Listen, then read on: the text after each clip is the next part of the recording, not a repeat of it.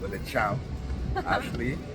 Congratulations. Thank you. See you. You too. I'm proud of you. Thank you. Everything you It's this person I'm seeing. Yes. But this is the superstar. This is This, Plumptre!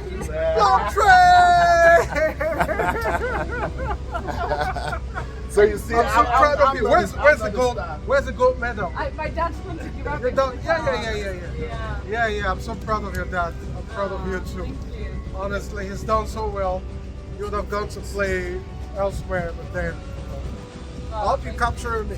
Yeah. Oh yeah, you are. Yeah. Well, I was just to get my own superstar moment, and then you saw me, and then I said, "This is the superstar, not me." Yeah. Good to see you. Well I'm done. so proud of you. Thank you.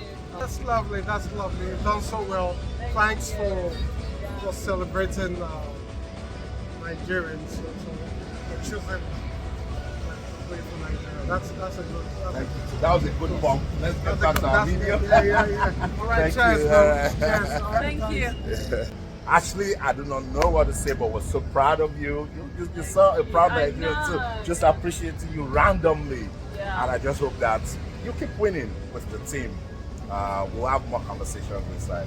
I'm super Thank happy you. to meet you finally. I know. It's okay. Exactly. Thank you.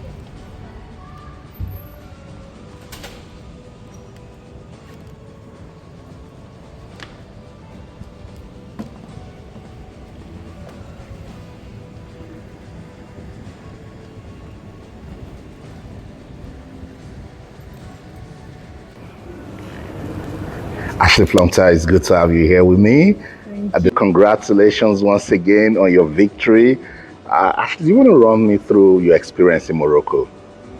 Yeah, it was honestly, it's still kind of a whirlwind now. I haven't really had time just to like sit and breathe and really take it all in, but obviously we were there for like over a month, so it very much was a journey. Obviously, like we all have our eyes on like the end point and winning the final, but to get to that point there was a lot to go through just to get to the final in itself. And we played many games that all were completely different, all required completely different things from us. But yeah, it was when I have the time to like sit down, and maybe when I'm back at my club and I'm just chilling, I'll probably be able to take it all in, because there's so many things even in my mind now that I've probably missed. But like it was an experience that I know I'll hold with me forever. And you have a gold medal. Can we say Yes, a gold yes. medal, Ashleigh? Walk me through it when you got the call up, when they launched Mission X. How much of a pressure was that? Yeah. I mean, when I saw the Mission X, I was like, right, okay, here we go. This is what we're aiming for. And then, funny enough, when I got the call up, and that was obviously nice because last year I had surgery, so I only had one game with a team. We played against France in a friendly in November. That was my first game back with the team last year, and then we hadn't had any camps until right before the tournament. There was one in Nigeria against Cameroon. I didn't make that one. People were thinking that I just like wasn't selected. Please clarify that, because a lot of people thought you were overlooked. Some people thought that you were being pushed out. How did you receive that? Yeah, I know there was a lot of talk, but there's been, even since I've joined the team, there's so many things that are said about my situation which aren't true. At the time, I got really sick. I lost like quite a lot of weight. This was before the tournament, and in Saudi Arabia. So I was kind of like, do I go, do I not? And I know that like I wasn't in peak condition, health, like I was trying to get back. I wasn't even training with my club. I didn't train for over 2 weeks with my club before. So I was like, it's probably the wrong idea for me to go and try and play an international game. So I just went home. I flew home actually, like to the UK, and just rested. I saw a doctor back home and got my weight back, went to the gym, and luckily, like, I know I missed that camp, but then I got the call up for WAFCON and just felt super grateful for that. And I'm glad that, you know, I was able to be in the condition I was going into the tournament, because I felt really good.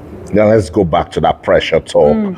You got the call up. WAFCON is now approaching. Nigeria launched Mission X. How did you take all of it?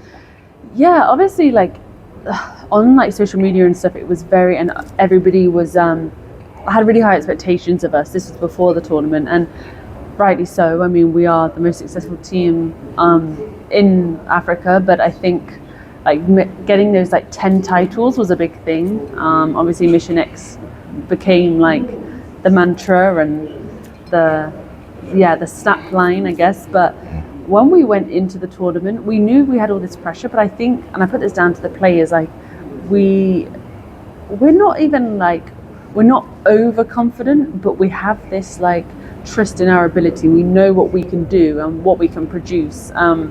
But football, on any given day, you could play any team and it can be anybody's game. So I think we went into the tournament in a great way where we knew what we could bring. That's right. But we didn't take any game lightly. Even in our groups, like we were expected to top the group, but every game in that group stage offered something different. And you know, even we played Botswana and we didn't score to the very end. And then there's all talk like, can the Super Falcons score goals? Will they like be successful? And I just think in the back of our mind, like in football, there's always a lot of talk, but I think the important thing is for us as players within our group to remain centered. And I think we did throughout the whole tournament.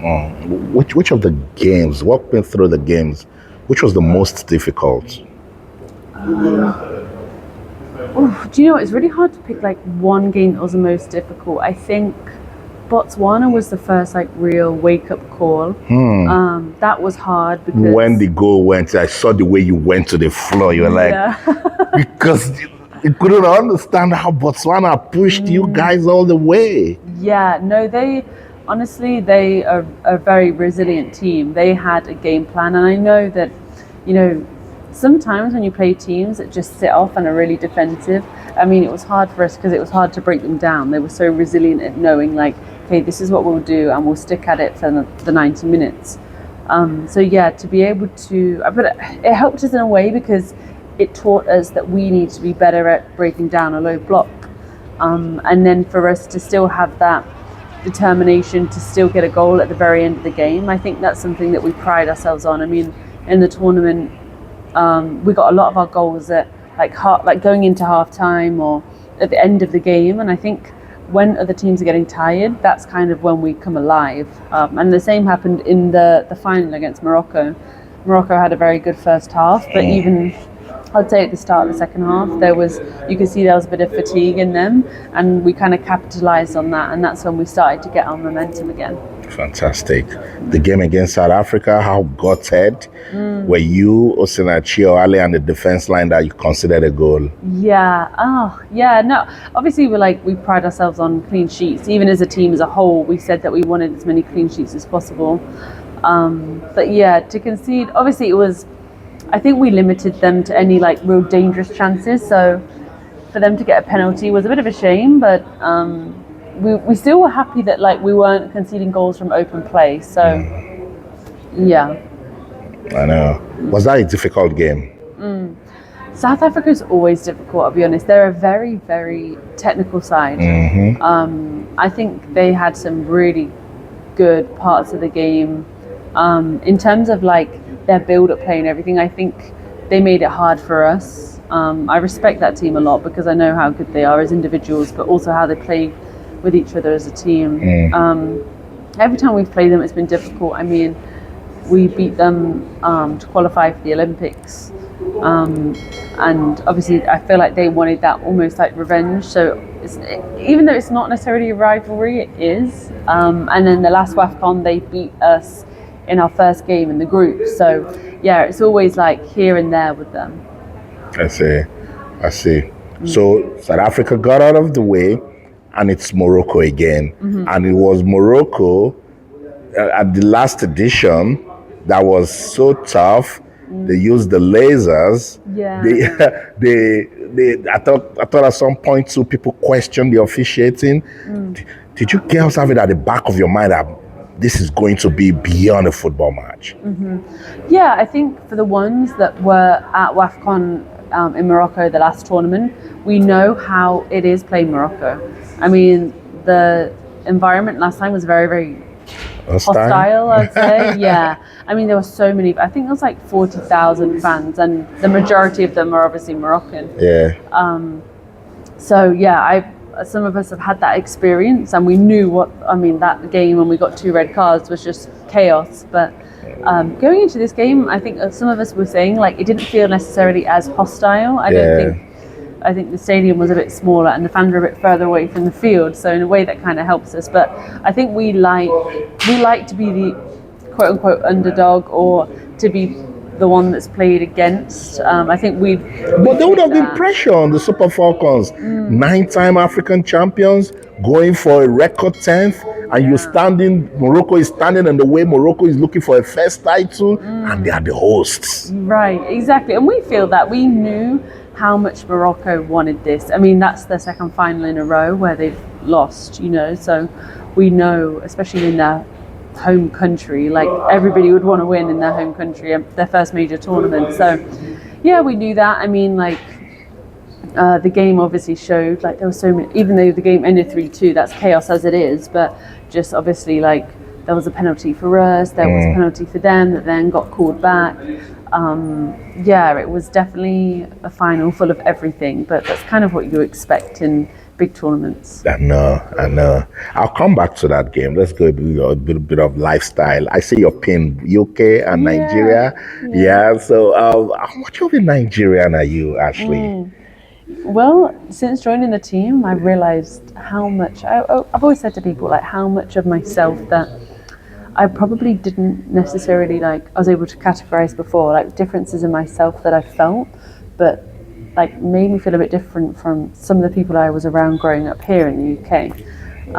But there's things like this, like real resilience and tenacity, and to try and get as much as you can, give as much as you can when you don't have a lot left to give, but you're able to find parts of yourself that you can like pull out, is just like that part of me definitely resonates with my Nigerian side. Because when I joined the team and I saw how all these girls play, I mean, like they play like, it's the last game that they'll ever play. And you just have no choice but just to like be at that level. And I've been like that. Like I grew up very committed. I always I didn't mind sacrificing a social life for school or football. Even though I've been pushed by my parents, I feel like a lot of it comes from within, and that part of myself is where I can really resonate with my Nigerian side. Wow, awesome. What's your favorite Nigerian meal? I always get judged for this, but I really love moi moi. I love moi moi so much. I think that's just because my auntie makes it good, and funny enough, my stepmom makes Nigerian food, and my stepmom is British. Wow. So, yeah, but she's very good because she was taught by my auntie. Oh, who's I Nigerian. see. Yeah. I see. Yeah. Ashleigh, let's go back to the football and that final game. Describe the mood in the dressing room at halftime when it was Morocco 2, Nigeria 0. Yeah, when I look back to that point, I just remember, for me, like there's a lot of people, like the subs came in and they were really supportive. They were like, don't worry, we're not losing, we're not going to lose this game. And they were just trying to push that into all of us that were playing, we're not going to lose, we're not going to lose. I think for me personally, I just had to take a second to sit with myself and be like, right, this is the first time I've been in this situation or this whole tournament. As a defender, you obviously don't want to concede, never mind 2 goals at half time in a final. But I was just trying not to think about that so much. I was more like, Ash, how do you be you? Because I'll be honest, my first half of that game was probably my most difficult and most challenging half throughout the whole tournament. I mean, I felt like there were some things I wasn't doing that's usually me. The winger I played against, I'll give her credit, I think she did really well. She made it difficult for me, and then I started in the game, I was questioning myself and my decisions, where normally when I'm playing my best, I don't question anything, I don't even think, I just do. I use my instinct, and I wasn't doing that in the first half. I was overthinking and always one step off, which isn't how I like to be, and I was trying to problem solve. And then I sat with myself at half time and I was like, you know what, Ash, stop all the questioning, just do what you've been doing all this tournament, That's right. and just do you. Obviously, we had given some tactical information, but for me, it was like, just get a grip on you and what makes you successful 1v1. So second half came and I was like, I'm just going to be as tight as I can. I'm going to be aggressive because that's my play. Like, That's right. I don't like to have people face me and run at me. I like to just stop it at source, like be physical, use my presence, and then when I'm on the ball, just to be calm, composed, and distribute. So yeah, I think one of the first actions I did in the second half, well, the one that I stuck out was winning a header. And that just kind of like set the tone for me. And I was like, right, you've got this. So every time I was like there on it. And I think that was the same for everybody else. Like our tactical approach in the second half was the opposite of the first half. It was, instead of being defensive, it was put the pressure on them, win the ball high up, possess the ball in their half. That's right. Stop thinking as much, stop trying to be so methodical. Just like fluidity comes with just connection, be an option. And yeah, I think that helped. And then we made a couple of subs at like 60 minutes and they just brought in fresh energy. The Moroccans brought in some subs, but again, I just felt like you feel this as a player, like when the momentum shifts and when the energy of the other team kind of lessens. And I felt that shift within the first 5 minutes of the second half. And that's when I started to have a really good feeling. Wow. Who cried in the dressing room at halftime? Because I'm sure a lot of hearts were already broken at the point. You know, I genuinely wouldn't even been able to say what I noticed at half time because I think I was probably just looking at the floor, like I was just processing, having conversations with myself. And it's always different at half time. Like sometimes you talk to people, sometimes you're in your own world. And I think at half time I wasn't even aware of what was going on. I heard some people like cheering us on and trying to give it encouragement, but I was just having a chat to myself, so I have no idea what other people were doing. Probably the same thing.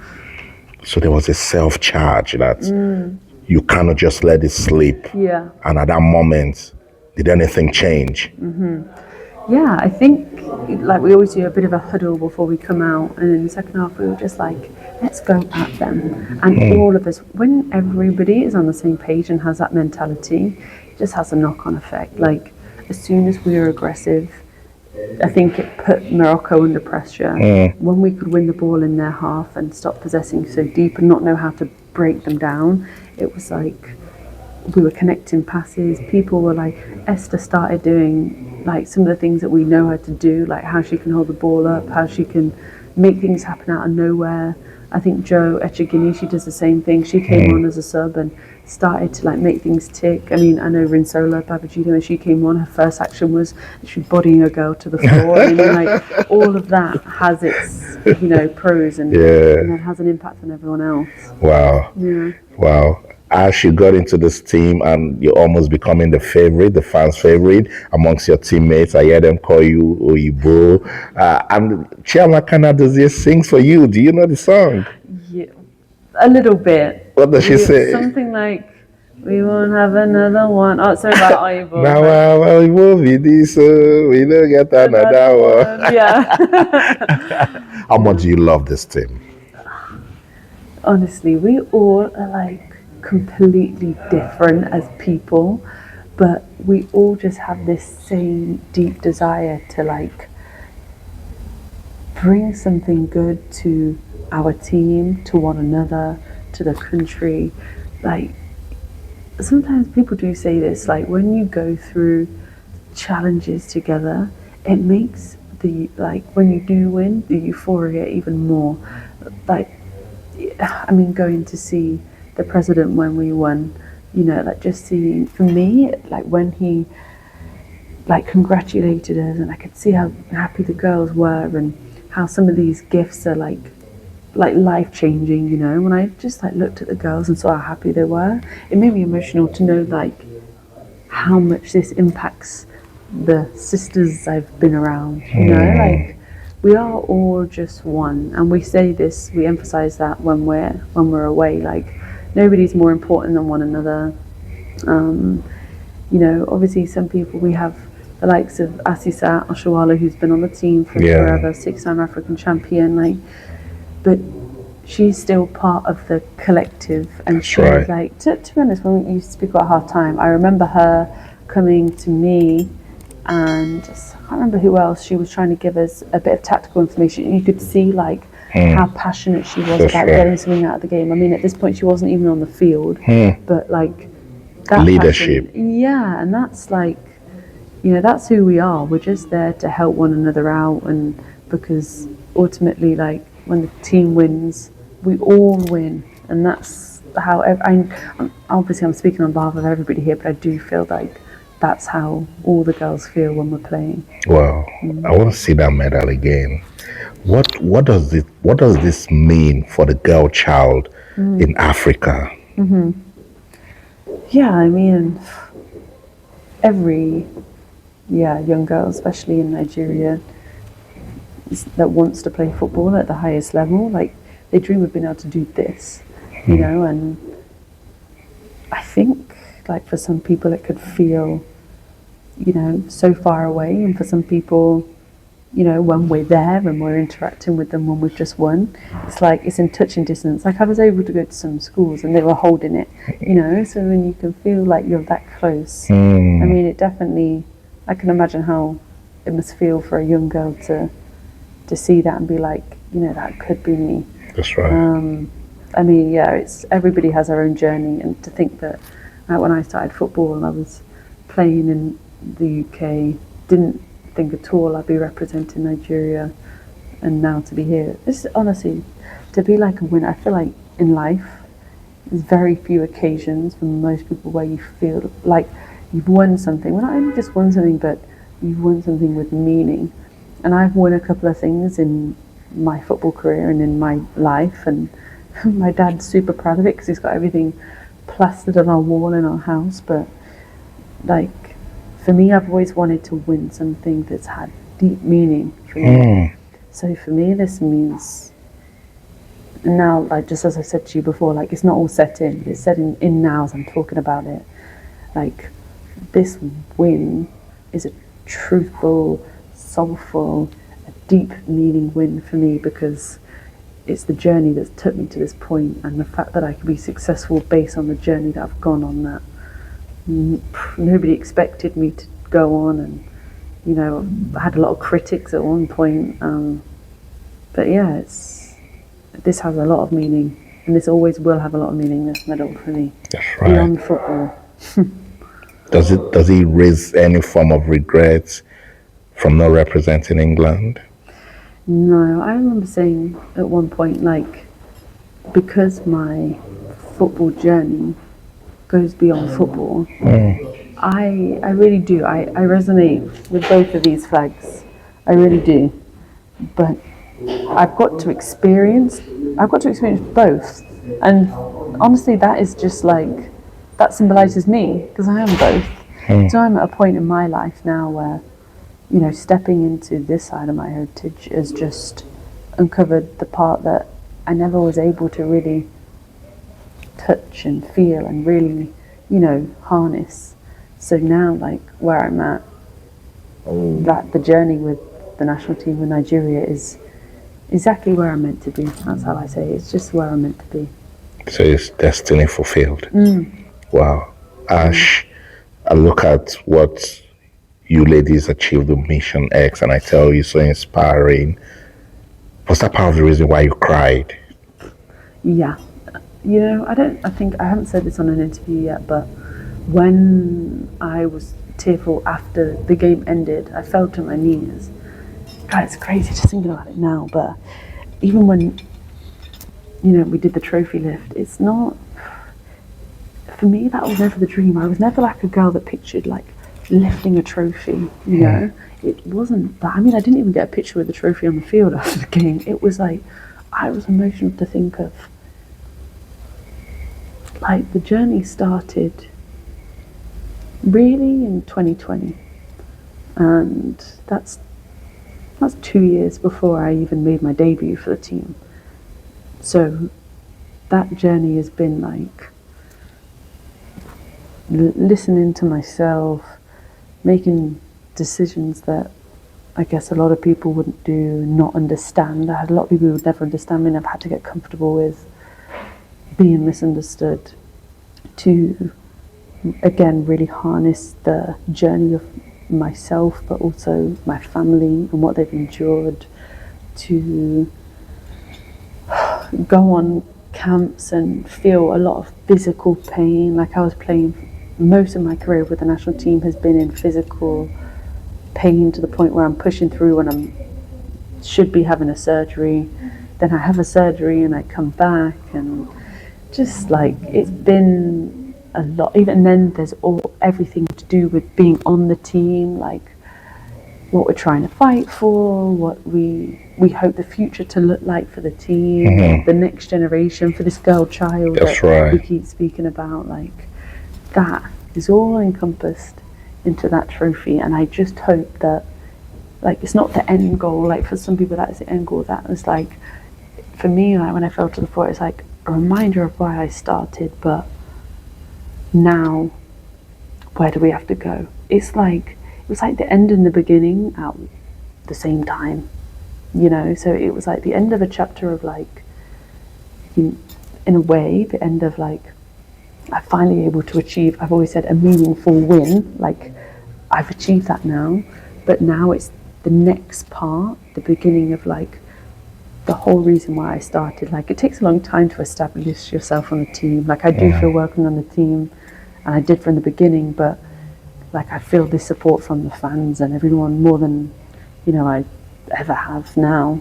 But now it's just like using my voice alongside playing to then try and have the impact that I hope lasts way beyond the time that I'm playing. You know, like, that trophy, that celebration, you feel it for a week or two, but I just think, like, it has to then lead into something. It can't be forgotten. It has to be like, it has to be something that is beyond a trophy hold. It has to be how these girls then get the opportunity to play, to enjoy, to feel safe while playing, to have an opportunity to play where they want to be able to play, to be coached by great coaches. All of those things are not given. So I hope, this is the start of the next big push for not just, like, Nigerian football, but Nigerian sport. That's and right. The fact that the women's basketball team won, like I said, within 2 weeks of us winning. And they said they want to go to 10. That they want to do Mission X. They've just done Mission V. That they want to go to X. You see, you ladies are already inspiring them. But actually, let's go back to the world stage. The Super Falcons, you and your teammates, you were this close against England. If that game had gone 5 more minutes, do you think Nigeria would have won it? Yeah, I think, I do think some people are like, we go to the what ifs. You know, obviously a lot of people have asked me about my shot there at the crossbar. They're like, what if that went in? Do you still see flashes of it?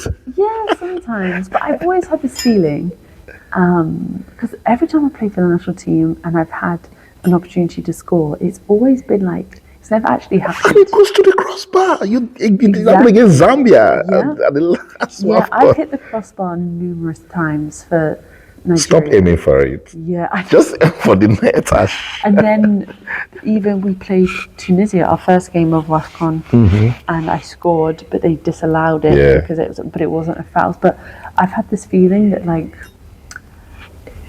all these times I've missed, I've meant to. Like, the time that I meant to score is when I'm meant to, and it might be even more meaningful than all these other situations. So, yeah, but with the England game, who knows? I mean, I do feel like we were on top. Obviously, they were a player down. It was a perfect, and they were very defensive, and they wanted to get to penalties. But yeah, I don't know. When I look back on that game, I just feel gratitude that I was able to play in that game. Like, again, bringing two sides of myself together was an incredible feeling. But I wouldn't be surprised if that game happens again at some point. So we'll see how it will go the next time. Do you still have friends in the Lionesses team? Yeah. I grew up with a lot of them. I mean, I brought it up a couple of times, but yeah, me and Chloe spoke a little bit. She's always been very supportive of me, like, since I haven't seen her in a really, really long time. But she's always just sent me messages and been supportive of my journey.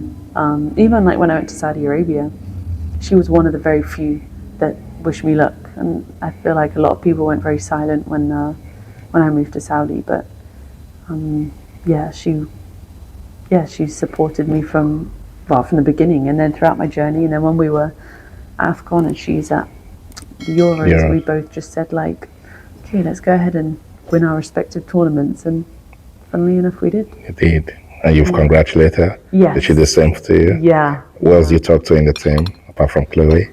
So I grew up with a few. My age group was like Chloe, Alessia Russo, Georgia Stanway, Leah Williamson, Kira Walsh. Wow. So there was a few. Lotta Ruben-Roy. There's quite a lot actually. Yeah. Dr. Laura, James. Laura. Yeah, she's younger than me, so I've never played with her. Oh, okay. Yeah. Okay. Fantastic. Let's do a bit of quick fire questions. Favorite teammates in the Super Falcons? Jennifer, Joe Rajagini. Oh, wow. Yeah. Okay. Favorite position, left or central defense? I have to say centre back. I know, but why do they keep taking you to the left? Well, you tell me, why? Are you beginning to enjoy it, or you wish you could still go back to centre back? Funny enough, like when I've been told like you'll play left back, I'm like, oof. I'm a bit like, okay, let's hope it's fine, because even at my club, I'm a centre back. That is my natural position. But yeah, before the tournament, when Coach Justin told me I'd play as a left back, I was nervous. But then I started to enjoy, especially the games where we have a lot of possession. Because I do like to have the ball as a centre back as well. Like I like to be able to dictate play, make decisions, and I'm a communicator. So yeah. But then in certain games where I can get forward and stuff, like I like being able to go in the attack. So That's the quality that I know you for, Ash. And as a centre back, obviously you don't really get the chance to do that. So it was fun to do that. Yeah, definitely. I know. So if you have your way, you want to do centre back, right? But not like with the national team. I'm just like wherever I'm put, I don't mind. But like my preferred position is centre back. But funnily enough, I think if I was a centre back in this tournament, I don't know. I just enjoyed playing left back this tournament because you're getting into it. Yeah, and it gives you a different perspective. It definitely helps you as a player. And build that versatility. Exactly, yeah. Well done. Well done. Favorite playing condition, rain or sun? Sun. Sun? You get dehydrated, Ash. Like, you're running. Wait, why do you prefer? I don't like the cold. Yeah, I just have a lot of memories when I was a child playing in rain and wind and being in the car afterwards, not being able to warm up. Oof. I see. Yeah. And it gets so messy, and for a defender, you want to slide and all that. You don't like that. Right. Our funniest Super Falcons teammate? Probably Esther Okoronkwo. Really? Yeah, you should see her like reels. She did like reels before every match. She sits next to me and she did reels where she was using different objects as shin pads.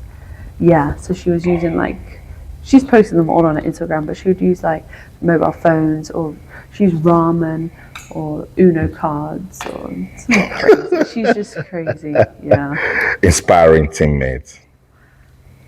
Oh God, there's a lot. Rash. I know she's young, but Rashida Ajibade.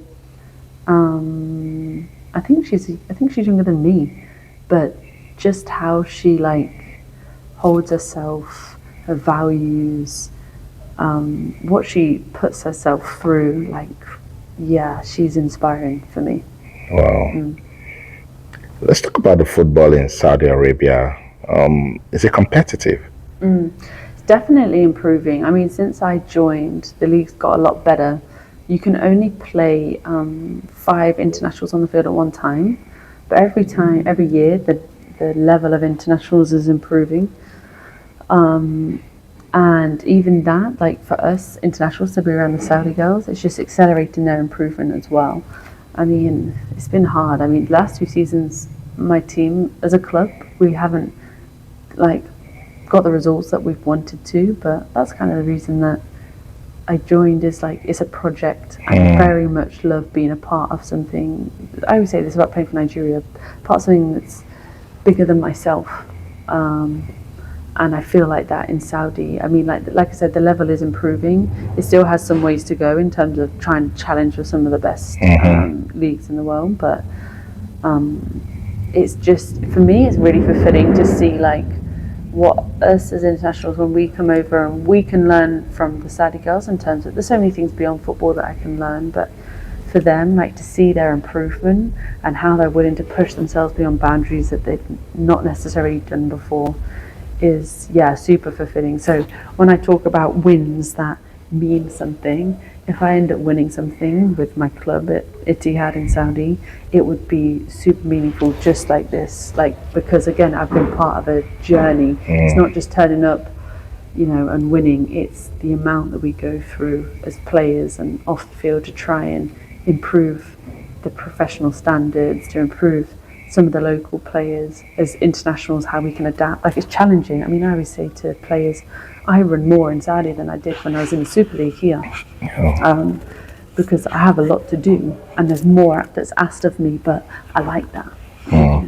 Fantastic. Let's go back to the quick fire. Who is more important in the football circle, defenders or midfielders? More important? Gosh, how do you rate importance? I think everyone is, and do you know the only... But midfielders won't agree. Midfielders go, they are the heart of football. Without them, football. Yeah. So you're a defender, so. But I understand like how important the midfield is, but this is why I love our team so much. So like when everybody said about the Super Falcons, like, you've had a great defensive record, you've got clean sheets, but that started from the front. Like the way that the attackers can press and win the ball back and double down and make it easier for us. Like, that's why it's hard for me to answer that question. So you I don't know how, I couldn't pick. You want to pass? Yeah. So you owe me one more question. Yeah, go ahead. This one might be harder. Messi or Ronaldo? Oh my gosh, I'm a defender as well. I think Ronaldo. Why? Because he plays in Saudi Arabia with you? Yeah. Longevity and professionalism. Messi has got it too. Yeah. I just think like I've researched a little bit on like how he looks after his body and the attention to detail. I don't know, I just respect that a lot in a professional athlete. So again, I'm thinking about things that are not even football related, but I guess when you're comparing two with the best, you go to the finer details. Yeah. Your favorite female footballer? Oh my gosh. The first person that came to my head, because she was my hero growing up, was a player that I hope people know is Rachel Yankee. She played for Arsenal, and I used to have her name on the back of my shirt growing up because she was a left winger, and at that age I was a left winger. But yeah, she was always my first favourite female footballer. Your favorite male footballer? N'Golo Kante, maybe. I did that intentionally because I was thinking you're going to say Messi, Ronaldo again. Why N'Golo Kante? Work ethic, his raw ability, what he does, because he also plays for my club in Saudi, by the way, so it's a bit... I see it, it's okay. But yeah, just natural talent, just super hardworking, can get out of any situation, defends and attacks, and it does everything, and just super humble. And nobody knows about him. I know that he's building like he has a big project in his home country right now, building like fields. I think like his own training centre and stuff. I'm just like, again, just giving back when, a lot of people choose not to, but he has bigger plans beyond football. Wow, N'Golo Kante. Yeah. Absolute football role model. Yeah. I agree. How well do you know Nigerian music? So. Okay, what's your fave? Davido, Burna Boy, or Whiskey? Burna Boy. Burna Boy? Correct, yeah. Is it because he's around the UK?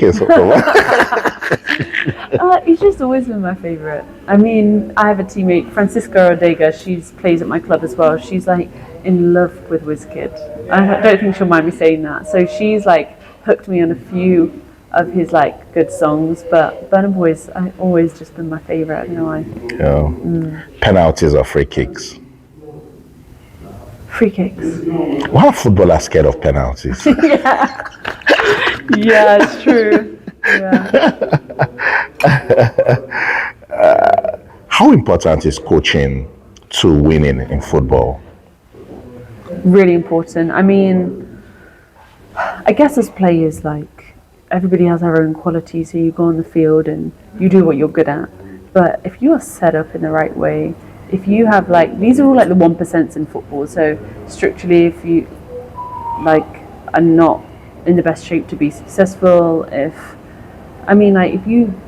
we talk about some of those successful teams, we're always attributing them to some of the best coaches, like how Pep Guardiola has changed football. You know, like there's a Pep way of playing and that is trying to be adopted by so many people because people are seeing that it's worked. But now we're in a shift where like people are able to like nullify those, let's say Pep Guardiola's style. So now there'll be like a shift. So you know like how Man City have been struggling because people are finding ways to be able to deal with his style. Like it worked for so long, and now there's going to be another shift where some other coaches are going to come up with their ideas to be able to, like obviously you have players that have great quality that can just change something, but you've got like, another example is Leicester. Obviously I'm a Leicester supporter, being from there, so when we won the Premier League, we didn't necessarily have like the best players, but we had a very good coach.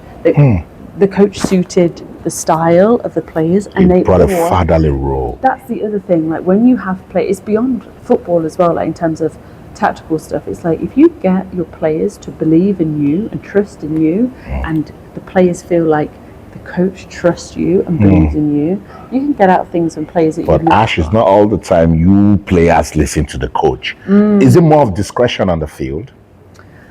Do you know? But that's where the trust comes in, because I think if there is a coach that can step back and be like, do you know what, because like I said, on the field as players, you feel something different to what the coach does. So you might feel or see something that the coach might not. And if there is enough trust between the players and the coach, I think sometimes some of the best coaches are ones that stand back and say, okay, you know best. I say, will you be back soon? Back to England anytime soon?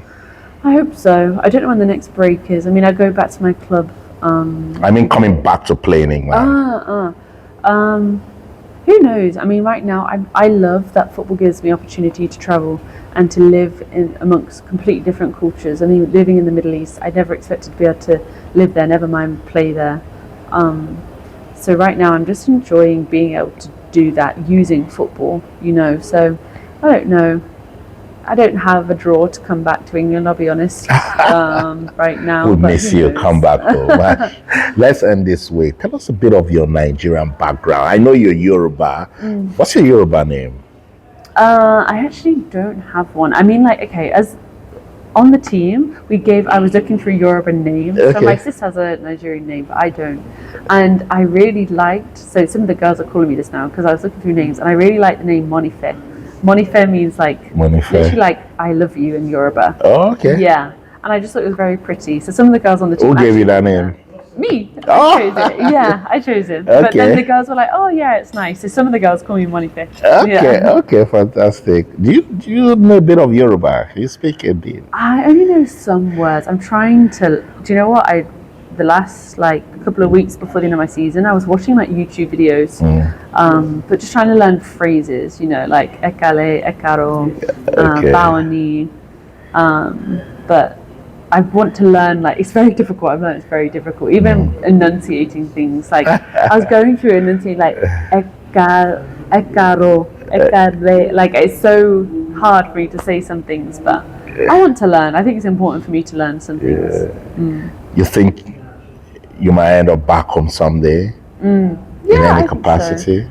Yeah, definitely. I mean, like the experience for me to experience Abuja and Lagos the way that I did after winning is something that, and my dad felt this as well, like we're drawn in by the energy of those cities, you know, like how the people are, how people live. Like there is an energy where people just want to enjoy you know, Yeah. want to enjoy. And I want to just keep, I think the best way for me to keep learning and really feeling connected is to be around my culture, my people. So I'd like to go back as much as I can. We'll see. We'll welcome you back home. Yeah. Ash, give us a final inspiring message. You have a medal on your neck. You've inspired a girl child. What is that one message that you want to leave that will not just inspire the girl child with your experience with Mission X, with the WAFCON in Morocco, with everything that football has taught you? What's that one message that you think can actually be impactful to this world? I feel like we're in a world where we're all encouraged to be and live the same. So you're meant to like say the right thing, do the right thing, follow the path that is expected of us. But I think the most fulfilling part of my journey has been to just listen to myself.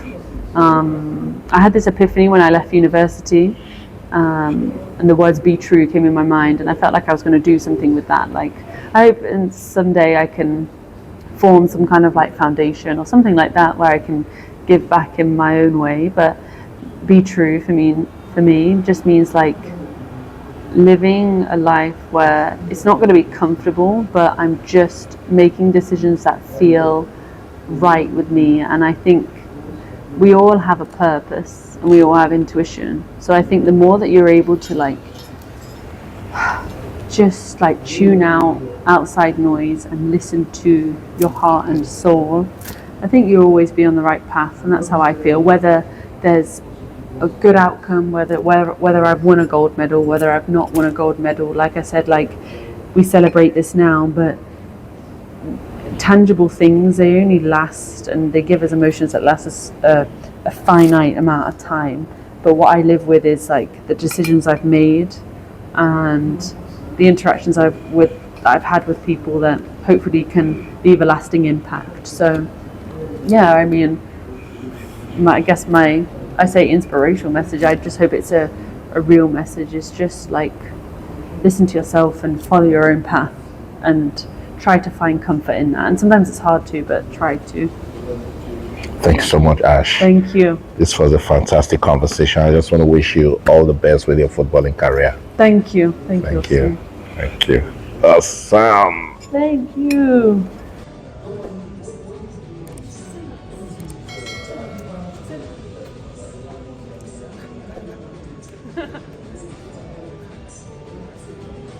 What does this medal mean to you? Still hasn't sunk in that I've won it, to be honest. It means a lot because it's more about the journey I've been on to get to this, rather than almost like getting to the end point. What it means for me and my family, and for a lot of young people who resonate with my story. It's just the start of the rest of the journey, I guess.